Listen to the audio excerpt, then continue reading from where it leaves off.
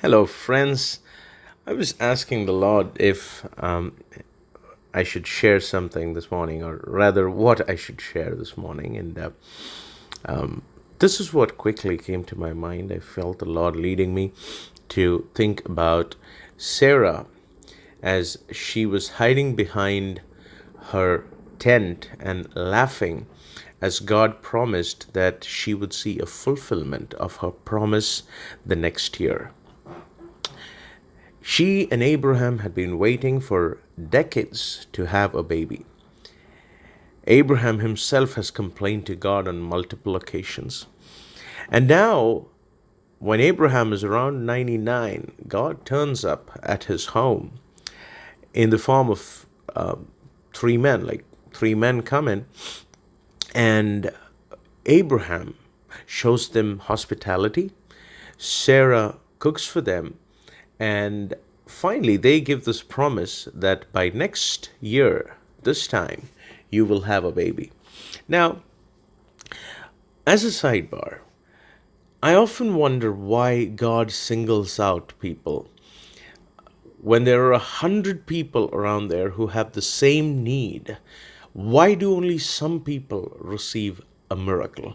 Why do only some people receive a promise? Now, this is just an encouragement on Facebook. This is not a deep study. So there are multiple reasons why God singles out people. But one reason that I want to share with you is in Luke chapter 4, Jesus says that during the lifetime of Elisha, there were many lepers, but only Naaman was healed.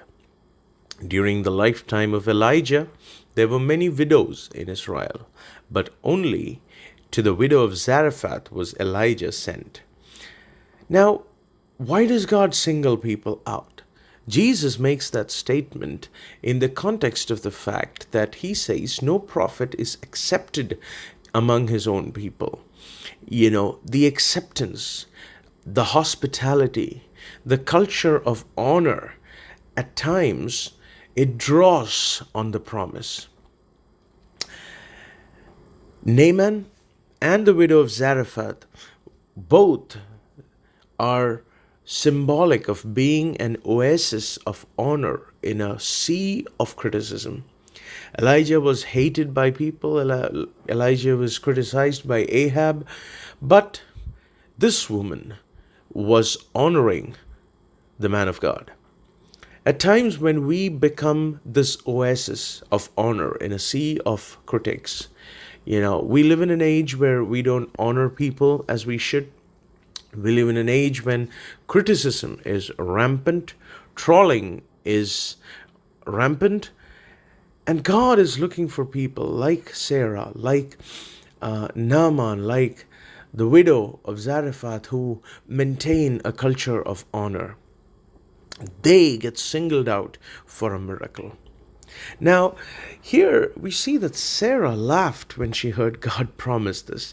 It's funny, right? She, for the past few decades, or maybe, anyway, over a decade or two, she's probably been calling Abraham. You remember, God tells Abraham that you shall now, because his name was Abram and she was Sarai, and God tells them to call their names differently, and he says, now you shall call her Sarah.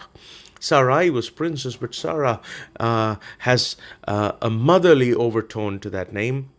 Similarly to Abram, he says, you will be now Abraham, which means both of them are now confessing their promises even while addressing each other. And so Abram now calls her Sarah, and Sarai now calls Abram Abraham. So they've been confessing this promise that they're going to have a baby and that God is going to give them children and offspring like the stars of the sky. They've been confessing all the promises of God. But finally, when God says next year this time, she laughs. Maybe you've been at that point where you've been praying for something for months or years. Maybe you've been confessing the promises of God.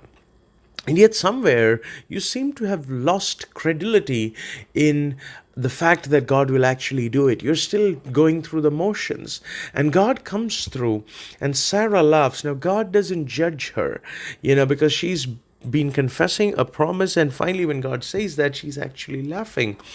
God instead gives her real laughter that will last a lifetime. You will remember that she calls her baby Isaac, which means laughter. That is God's grace.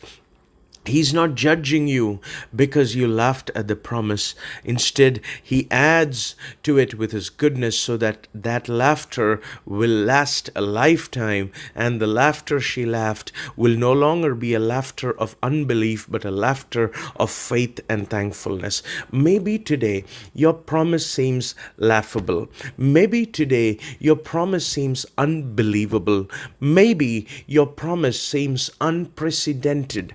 You see, when God promised Zechariah a similar promise that he would have a baby in his old age, and he doesn't believe it, God gives him a punishment, or rather, the angel tells, you will not be able to speak until the baby is born. And even with Martha and Mary, you remember Jesus says, if you will believe, you will see the glory of God. There are prerequisites that he makes with Martha and Mary and Zechariah. See, this is what I think. They have already seen that that is possible with God. Zechariah knows from scripture that God can do this by giving a baby in the old age. Abraham himself is the epitome of the fact that God can do that. And the same thing with Martha and Mary. Raising the dead has happened in the past. From scripture, they know that. They can learn to believe it. But then for Abraham and Sarah, there is no precedent. They don't know of anything like that before. Maybe that's why you're laughing. Maybe your miracle is unprecedented. You don't know anyone who has seen this kind of a miracle that you need.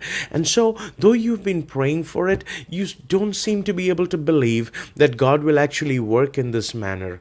But this is what I want to tell you. If your promise seems laughable today, you serve a God. You serve a God who is faithful to his promise and is gracious to his children. He knows what he told you. He knows his promise, and you've been waiting. You've waited long years.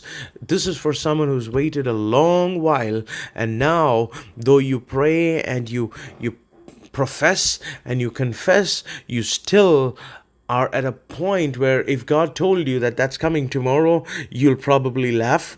But let me tell you, you might be in for an unprecedented promise. And in the day that happens, he will turn the promise that seemed laughable by unbelief into a promise that is laughable by faith. God bless you. Thank you. And do not give up on your promise. God is faithful.